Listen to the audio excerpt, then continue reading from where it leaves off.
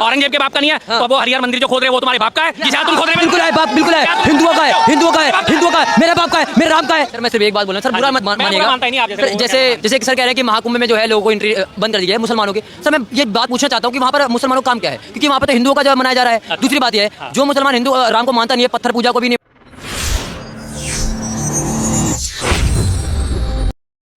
यही नहीं अभी और मुसलमानों का काम क्या है कुंभ मेला में, उसको जाना क्यों जरूरी है। लेकिन ये भाई बोलते हैं और ये चाचा इतनी बेहतरीन जवाब देते हैं कि अगर तुम यहाँ पे नहीं जाने दोगे तो हम अजमेर भी नहीं जाने देंगे, किसी जगह एंट्री होने नहीं देंगे। आप बताइए सर, आप ही बता दीजिए मुझे आंसर मिल जाएगा। सर बता दीजिएगा। मानते नहीं है कोई बात नहीं, बिल्कुल मैं मानता हूँ कि वो नहीं मानते। तो क्या ये जरूरी है अगर तुम इस चीज़ को बैन कर रहे हो कि सिर्फ मुसलमानों की शक्ल देख के और उनकी दाढ़ी और टोपी देख के उन्हें बैन कर रहे हो, तो मुसलमानों की बनाई भाई सारी चीज़ें बैन करो ना। फिर क्या गंगा और जमुना सरस्वती जो है वो मुसलमानों में हिंदू में भेद करती है? वो कानपुर से बह के नहीं गुजरती है, वो पटना से बह के नहीं गुजरती। बताइए, गंगा भी जाती है, गंगा कभी मुसलमानों में हिंदुओं में भेद करती है?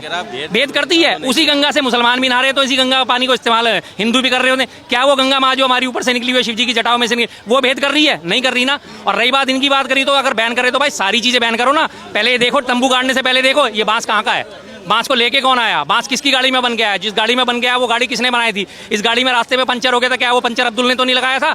सारी चीजें बैन करो ना। फिर अंडरवियर पहन रहे हो उसकी इलास्टिक भी बैन करो, अंडरवियर का कपड़ा भी बैन करो, खादी भी बैन करो, एक एक चीज बैन करो। तुम सिर्फ शक्ल देख के बैन करने से क्या फायदा होता है? ट्रेलर है, पिक्चर अभी बाकी है, मैं बोला है ना, पिक्चर अभी पहन रहे हो उसकी इलास्टिक भी बैन करो, अंडरवियर का कपड़ा भी बैन करो, खादी भी बैन करो, एक एक चीज बैन करो। तुम सिर्फ शक्ल देख के बैन करने से क्या फायदा होता है? कहाँ से रोकिएगा, कहाँ से रोकिएगा? सर आस्था की जगह है, कहाँ से रोकिए उससे मतलब नहीं मुझे। आस्था की जगह है वो, वहाँ पर कितने सारे पुजारी पंडित आ रहे हैं, नागा साधु आ रहे हैं, ठीक है ना। ऐसे हमने बहुत सारे वीडियो भी वायरल देखे, अभी सर कहेंगे वो फेक वीडियो होंगे। मैंने बहुत सारे वीडियो देखे हैं, फूलों में थूक रहे हैं, एक मिनट सर, फूलों में थूक रहे हैं, ठीक है ना, रोटियों में थूक रहे हैं, यहाँ तक कि जूस में टॉयलेट मिला के पिला रहे हैं। सर हम कैसे भरोसा कर सकते हैं? वहाँ पे क्या जरूरत है उनका? दूसरी बात सर कह रहे हैं इलाहाबाद का नाम रख के बदल दिया, कुछ और रख दिया, अलीगढ़ का बदल दिया। तो सर ये चीजें कब से हुई थी?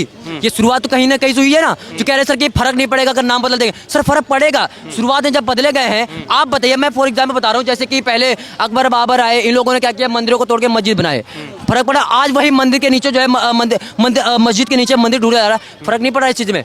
क्या देश में जो है ये कुछ ना कुछ सिस्टम नहीं खराब हो रहा है? हमारे देश का तनाव नहीं बढ़ रहा है? ये शुरुआत कहाँ से हुआ है? शुरुआत कहाँ से हुआ है सर? शुरुआत कहाँ से हुआ है? मेरे को शुरुआत कहाँ हुआ है? मुगल से स्टार्ट हुई है तो अब खत्म तो होगा ही वो चीज। शुरुआत किसने किया? मुगल ने शुरू किया है। अच्छा, शुरुआत हुई है तो खत्म तो होगा ही। कह रहे हैं ये इन्होंने कहा कि ये ढूंढे जा रहे हैं, तनाव बढ़ रहा है, तो तनाव बढ़ा कौन रहा है भाई?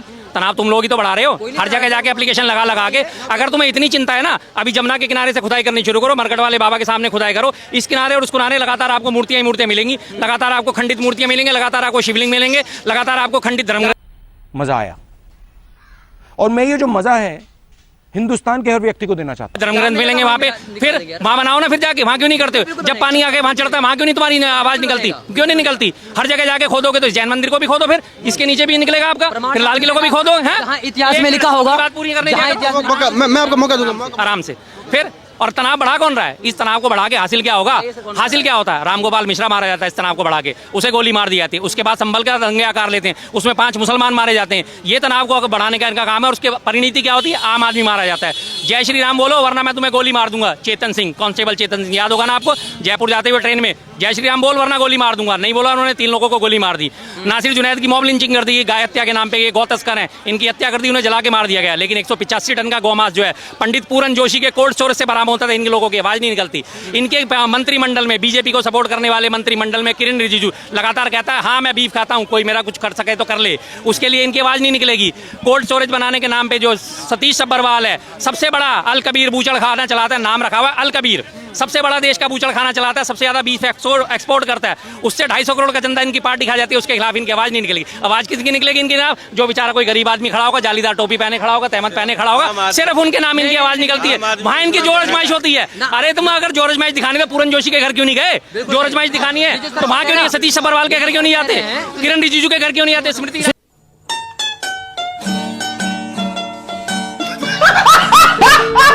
जो सर अभी ये बोल रहे हैं, ये गोवा में सर जो कह रहे हैं कि गरीब आदमी देखते जाली टोपी पहने तो उनके लिए वो कर, मैं तो बिल्कुल विरोध नहीं करता हूँ। हाँ। मुसलमान देश के हैं, हाँ। वो तो रहेंगे, और भाई मैं उनको मानता भी हूँ, ऐसा नहीं है सर। लेकिन तनाव बढ़ाने की बात करें, मैं कह रहा हूँ ना, अगर जो करेगा गलत वो तो पकड़ा जाएगा। दूसरी बात है, अभी ये बोल रहे थे कि संभल में पहले हरिहर मंदिर था, क्या वहाँ पे मिल नहीं रहा है? क्या निकला नहीं है? दूसरी बात, ज्ञानवापी मंदिर में आप देख लीजिए, पहले मस्जिद है ना, कौन से ऐसे मस्जिद पे जो है सतिया बना हुआ है, बताइए ना, ओम बना हुआ है, वहाँ पे पाया गया। अब वहाँ पे जब वहाँ पे शिवलिंग कह रहे वो फुहारा है, भैया ये जो 14-15 साल पहले कौन बनाता था फुहारा, कौन बनाता था?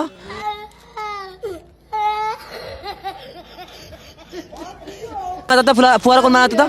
कौन बनाता? बताइए नहीं सर, पता ना तुम्हें, बताइए नहीं ना पता सर। ना। अभी तो मैं बता देता हूँ फुहारा कौन बनाता था। कभी हिस्ट्री पढ़ी हो तो तुम लोगों से बात करी जाए। अभी तो तुम एक तरफ कहते हो भारत विश्व गुरु था, सबसे पहला हवाई जहाज भारत में बना, मानते हो? वेदों में हमारे सब चीज लिखी गई है, जो भी नया आविष्कार होता है हमारे तो अरे सुन क्यों नहीं रहे यार? जो भी बात होती है नया, कभी कहीं भी पूरे विश्व में कहीं भी एक नया आविष्कार हो जाए, हमारे वेदों में तो ये पहले से लिखा हुआ है हमारे। तो इसका मतलब तुम वेदों को ही झुटलाते हो। तुम खुद ही कहते हो कि ये चीज गलत है। एक तरफ तुम कहते हो कि पत्थर जो है तैरने वाले, उनसे हमने पुल बना दिया हजारों साल पहले भगवान श्री राम के टाइम पे, उसी चीज को तुम निकारते हो कि हमारे यहाँ इंजीनियरिंग नहीं थी कि फुहारा कैसे बन गया। क्या बात करते हो यार? कोई तो एक सेंस लेके चला करो। पर खैर तुम लोग कहां से सेंस लाओगे? बीजेपी के सपोर्टर हो। म्यूजिक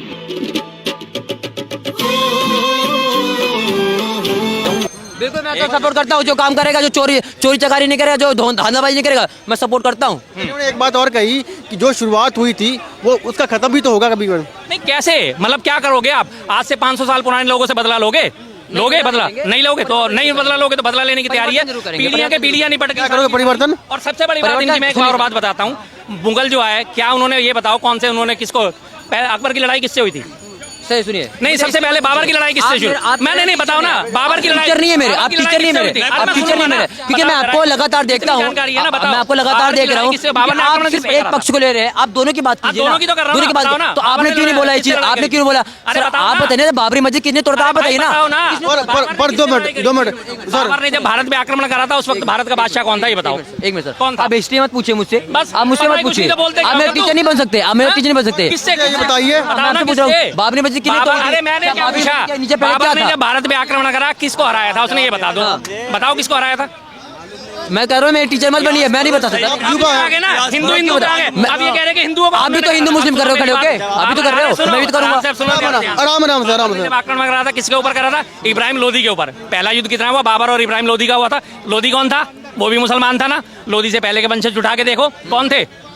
कौन था? कौन सा वंश था उससे पहले? तुगलक वंश चलता था। तुगलक वंश से पहले कौन सा वंश चलता था? खिलजी वंश चलता था, वो भी मुसलमान। खिलजी वंश से पहले कौन सा चलता था? दिल्ली सल्तनत जिसमें रजिया सुल्तान थी। उससे पहले कौन से चलता था? कौन से वंश चलते थे? भाई साहब कहाँ गलत फहमी में हो? अब तुम आके कहते हो जी बाबर ने आके और सारे हिंदू धर्म को खराब कर दिया। उससे पहले लोदी को सवाल का मेरा जवाब दे दीजिए। अभी तो वक्फ बोर्ड ने ये भी बात बोल दी कि जो ये प्रयागराज जमीन है जहाँ पे जो है महाकुंभ होता है वो तो प्रयाग उसका वक्फ बोर्ड का है। तो क्या वक्फ बोर्ड का हो गया? पूछे ना कैसे बोला है, क्यों दाव किया? हाँ बताइए। इन्होंने बात कर ली आगे, इनके दिमाग में ना भर दिया गया केमिकल लोचा।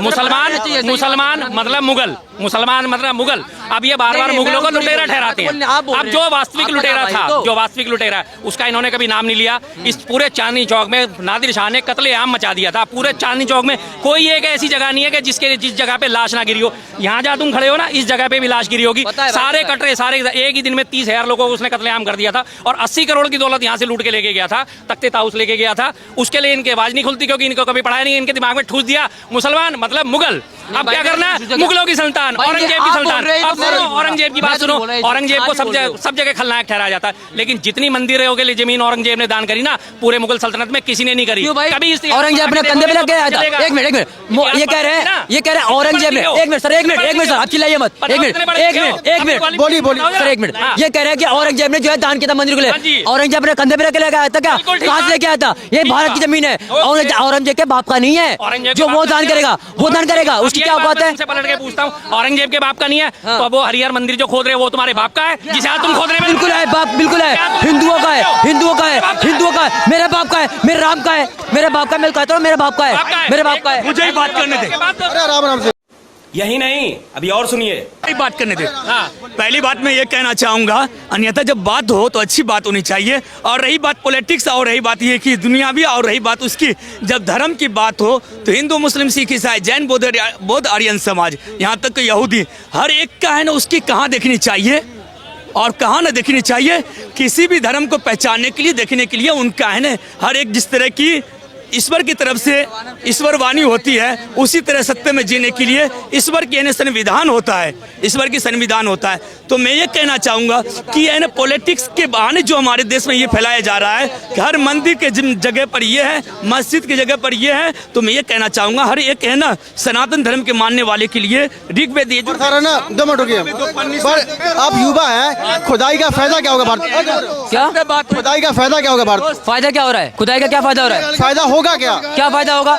जो सुनिए, जब शुरुआत वहाँ से हुई थी जहाँ पे मंदिर तोड़ा गया, फिर मस्जिद बनाई गई, तो वहाँ पर हमारे भगवान की मूर्ति थी जो उसको दबाई गई है। अब उसी पे लोग चल रहे हैं, तो वो हमें चाहिए, हमारे मंदिर हमें चाहिए।